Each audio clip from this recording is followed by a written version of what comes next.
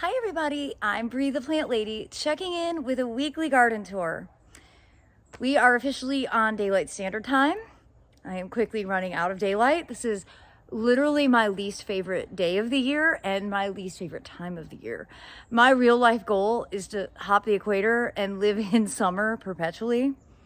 I haven't figured out how to do that financially, but just so you all know, that's my aim. But I'm really excited to show you around the garden. I've gotten some things accomplished.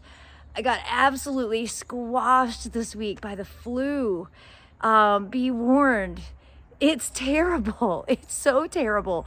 I don't know whether I'm just like really, it has been so long since I've gotten it that I don't remember how bad it used to be, or if this is just exceptional, but oh my gosh, it was honestly like the most painful 48 hours of my life.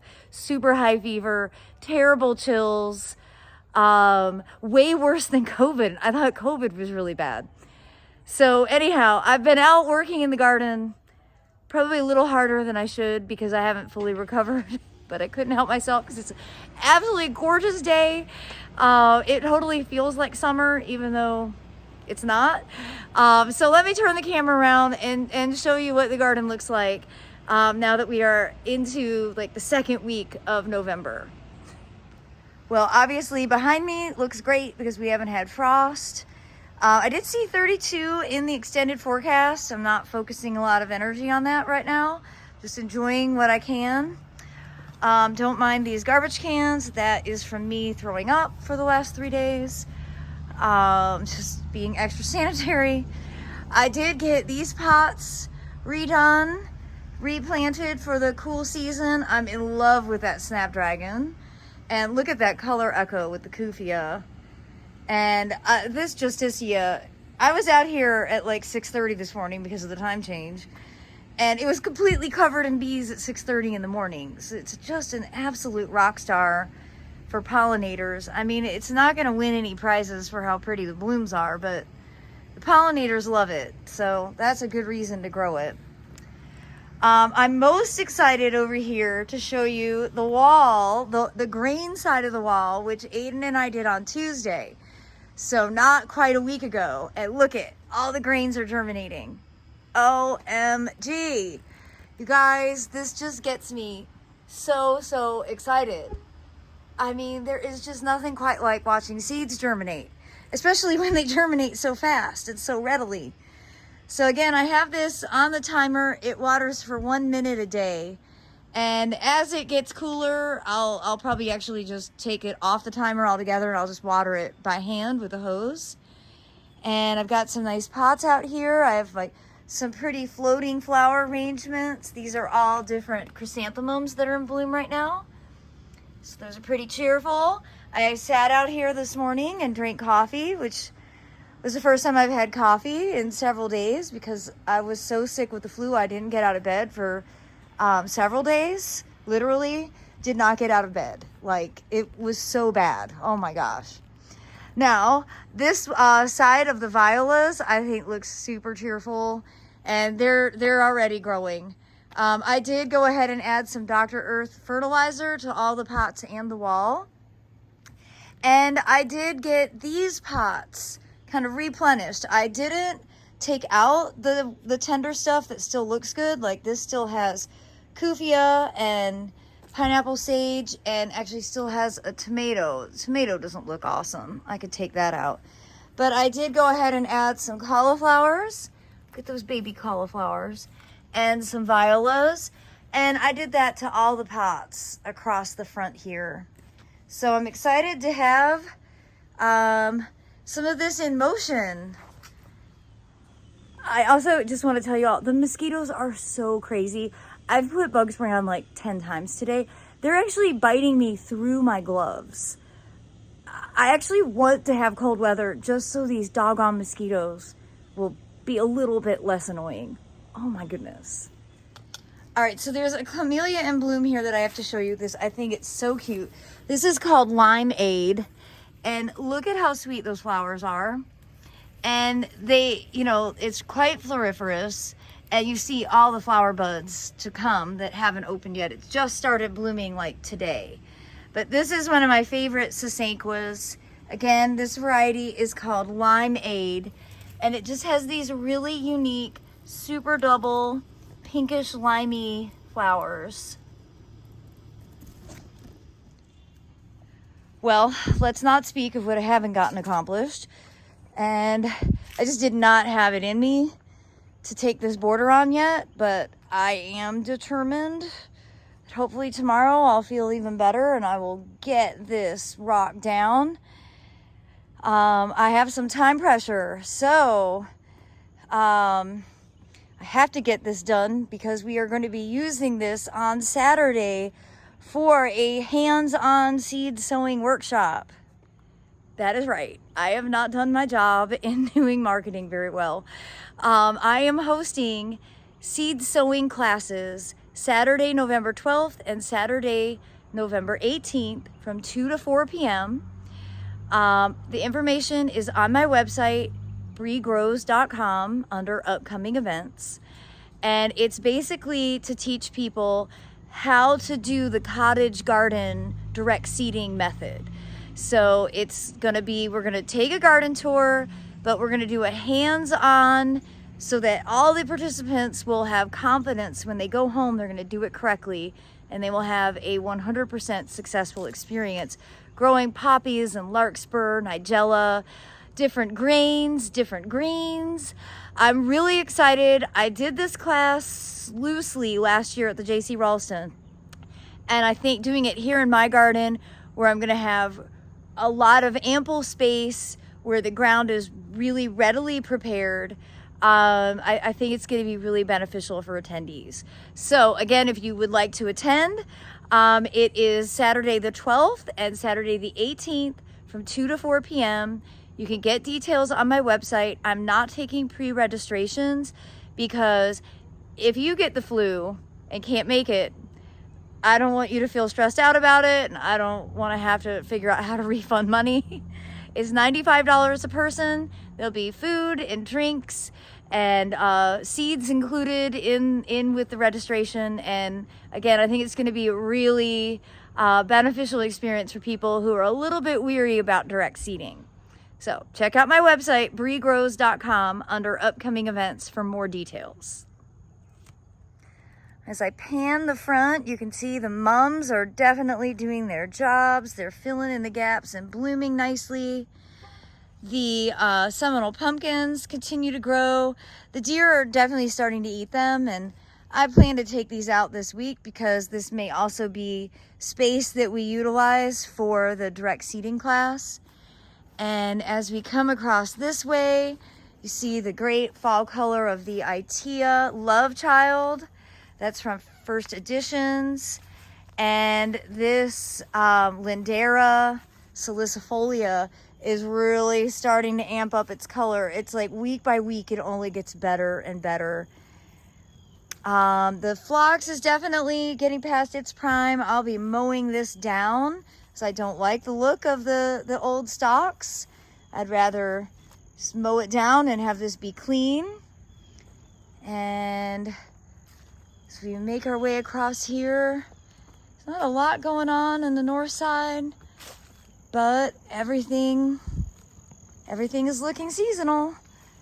Of course, osmanthus are blooming. These are ones I cut back really hard earlier this summer. And Mahonia eurybracteata is in bloom, right on schedule.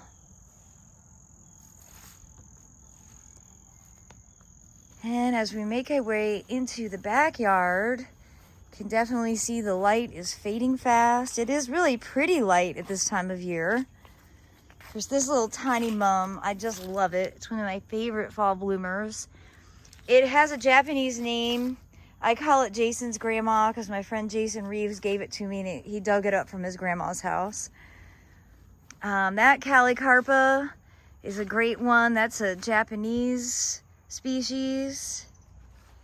And you see the Alstroemeria really comes into form with cooler weather, especially cooler nights. So that's one I love to use in floating flower arrangements through the fall and winter. I got this border replanted earlier this week before the flu hit me. And think it's gonna look really awesome. And today I spent a lot of time revamping the fire pit. So let me walk you through what I did in here today. Well, you can see I moved all the succulents. I relocated the mangaves next door onto concrete. And those will ultimately go inside the house when it gets cold. And I got all of these pots replanted for the winter and moved the grain experiments over here where they can get more sun. I do have this big planter of mangave to manhandle. I think I'm gonna wait and get some help with this one. Since we don't have frost in the next 5 days, I'm not really worried about it. But I do want to save these because they're just so beautiful, and they have brought me endless amount of joy since I planted them in May, I guess. They are so beautiful. And don't worry, I have videos to show you all that I did, so I'm not going to get into these details. I have some more pots I'm going to bring over here, but again, I'll be busy making these videos so you can see project by project. Now the feed tank, don't judge me, it needs to be cleaned. But you can really see how the crimson clover that we direct seeded is filling in the gaps really well. There's a little bit of chickweed, but for the most part, the crimson clover has smothered out any problem plants. And I really love it with these lettuces. And I can't believe how great the parsley from last fall looks. That is just extraordinary. And of course, because we haven't had frost, that pineapple sage here with western exposure is absolutely on fire. It is so beautiful. And another really pretty plant combination I've been admiring is this echinacea with the carrot and then the variegated nasturtium leaves. So that's just something that is sort of a happy accident, but I really love it. And of course, I'm pleased to see I'm still getting lots of peppers. I'll be making candied jalapenos soon. And you can see over here, lots of peppers on this plant. So I don't remember the cultivar. I think this is an Ancho Gigantea. I'm not sure. But really fantastic harvest still to come. And well, you can see lots of basil. I actually had a monarch here today on these zinnias. I posted that as a reel on Instagram. You can check that out. I'm Bree the Plant Lady on Instagram if you don't follow me. I haven't been very active on there because I don't like the platform anymore, but such is life. The eggplants, golly, the eggplants. You can say everything likes 50s and 70s. Nothing performs like this during the middle of summer. I do have some eggplants to harvest though. Look at all those. Look how cute are they. I'll go ahead and get those because I might eat them tonight. And I am making progress getting this area cleared out. Last year, you know, I had a lot of ornamental pots here and I realized it's just too shady. In the wintertime, the sun is low and the cast of the shadow from the fence basically keeps this in perpetual shade. So I'm not going to keep pots over here. I'm actually going to stage plants for the big install next door. This is an easy area for me to water because I have a hose literally right there. Key to all things. And so I am going to kind of make this more of a proper work zone. And maybe ultimately it'll end up being a parking spot, which is what it was originally designed to be. I took it over the last few years. It'd be great to actually be able to have the Land Rover parked over here. We would have a little more space in our driveway. Now this back border, it just is so beautiful. I have yet to regret a moment of getting this planted late. Remember, this wasn't planted until July 15th. And I think that's why it still looks as good as it does.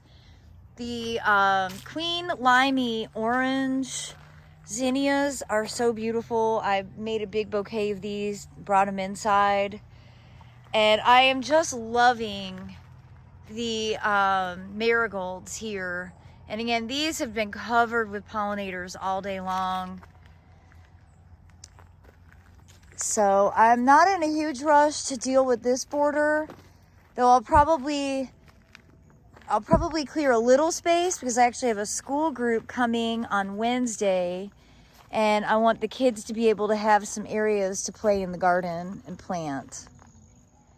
And you can see here, this is the area I'll probably clear where the deer have absolutely decimated these poor okras. You know, they probably have nematodes. Let's pull one up and see. Actually, they don't. That's kind of a miracle. Well, that's great to know. But yeah, I think I will go ahead and get this area cleared. I'll dig up those sweet potatoes, and maybe I'll get some tubers to be able to harvest. And this will be a great area for kids to be able to do some direct seeding and planting and be along this border as well.